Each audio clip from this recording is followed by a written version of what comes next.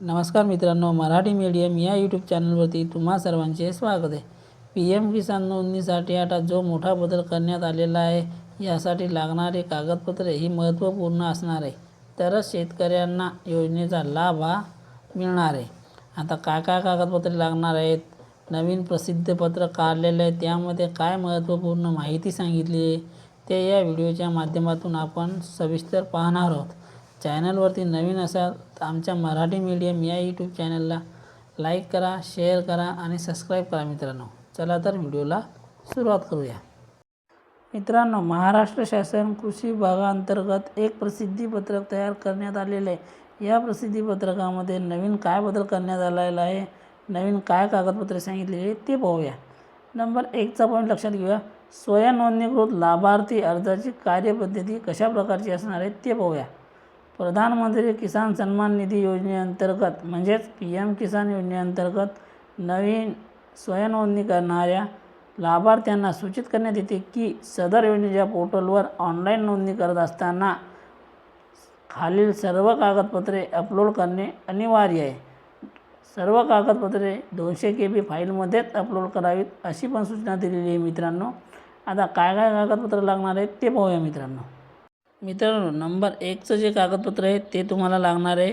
मागील 3 महिन्यातील डिजिटल तलाठी सहीचा 7/12 उतारा हा लागणार आहे मित्रांनो. लक्षात ठेवा मित्रांनो, मागील 3 महिन्यातील डिजिटल तलाठी सहीचा 7/12 नोंद करत असताना तुम्हाला पहिलं जे कागदपत्र मागितले जाणार आहे ते 3 महिन्यातील डिजिटल तलाठी सहीचा 7/12 हा मागितला जाणार आहे मित्रांनो. नंबर 2चा ऑप्शन असणार आहे तुम्हाला जमीन नोंदणीचा फेरफार लाभार्थ्याच्या नावे जमीन दिनांक 1/2/2019 पूर्वीची असणे आवश्यक आहे. म्हणजे ज्या व्यक्तीची नोंदणी करत असाल त्या व्यक्तीच्या नावाने जमीन ही 2019 पूर्वीची असणे आवश्यक आहे मित्रांनो, तरच तुमची नोंद होणार आहे इथं, अन्यथा होणार नाही. आता 3 नंबरचा ऑप्शन काय म्हणते ते बघूया. वारसा नोंद फेरफार मयत दिनांक 1/2/2019 नंतरची असल्यास ज्याच्या नावावरून वारसाने जमीन आली त्याच्या नावे जमीन आलेला फेरफारही सोबत जोडावा लागणार आहे मित्रांनो. लक्षात ठेवा, जी जमीन वारसा हक्काने आलेली आहे, आलेल्याच्या नावाचा फेरफार हा ज्याच्या नावावर जाणार आहे त्याच्या संग नोंद करत असताना हा फेरफार तुम्हाला जोडावा लागणार आहे मित्रांनो.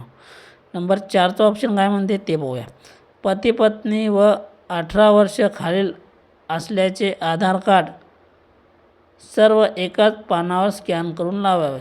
अपत्य जर हा 18 वर्षाखालील असेल मित्रांनो तर सर्व कागदपत्रे ही सर्व आधार कार्ड ही एकाच पानावर स्कॅन करावीत आणि ते स्कॅन केलेले कागदपत्र तिथं अपलोड करावे. आता खाली काय म्हणते ते बघा. वरील सर्व ऑनलाईन अपलोड केलेली कागदपत्रे पडताळणी अंती सदर लाभार्थ्यांना मान्यता मिळेल.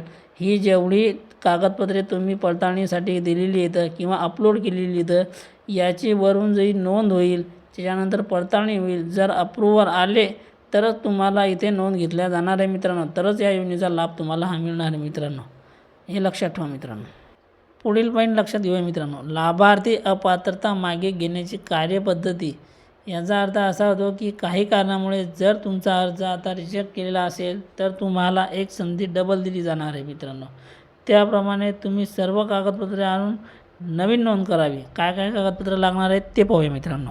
नंबर 1चं जे कागदपत्र आहे मित्रांनो ते म्हणजे अपात्र मागे घेण्याचा विविध नमुन्यातील अर्ज. नंबर 2चं जे कागदपत्र लागणार आहे मित्रांनो लाभार्थ्याचे पोर्टलवरील स्टेटस प्रिंट. नंबर 3चं जे कागदपत्र लागणार आहे मित्रांनो आधार कार्ड पती पत्नी व 18 वर्षातील सर्व अपत्याचे.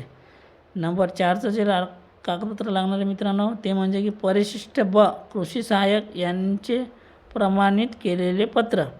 आणि नंबर 5चं नवीन 7/12 व 8 उतारा डिजिटल तलाठी सहीचा. डिजिटल तलाठी सहीचा 7/12 हा लागणार आहे मित्रांनो उतारा.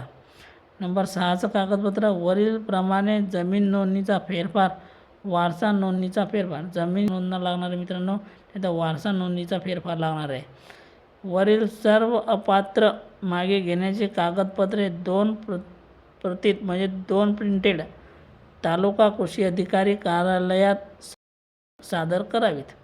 तुम्हाला मित्रांनो ही वरील सर्व जी कागदपत्रे सांगितलेली आहेत ती सर्व कागदपत्रे घेऊन तालुका कृषी अधिकारी कार्यालयात जाऊन ही सादर करावी. आणि याच्यानंतर तुम्हाला नोंदणीसाठी काही विशेष कागदपत्रे जर सांगितलेली असतील तेही पण कार्यालयात जाऊन चौकशी करावी. असा हा व्हिडिओ होता मित्रांनो. तर तुम्हाला कसा वाटला? आमच्या चॅनलवरती नवीन असाल तर आमच्या मराठी मीडियम या यूट्यूब चॅनलला लाईक करा, शेअर करा आणि सबस्क्राईब करा मित्रांनो. धन्यवाद.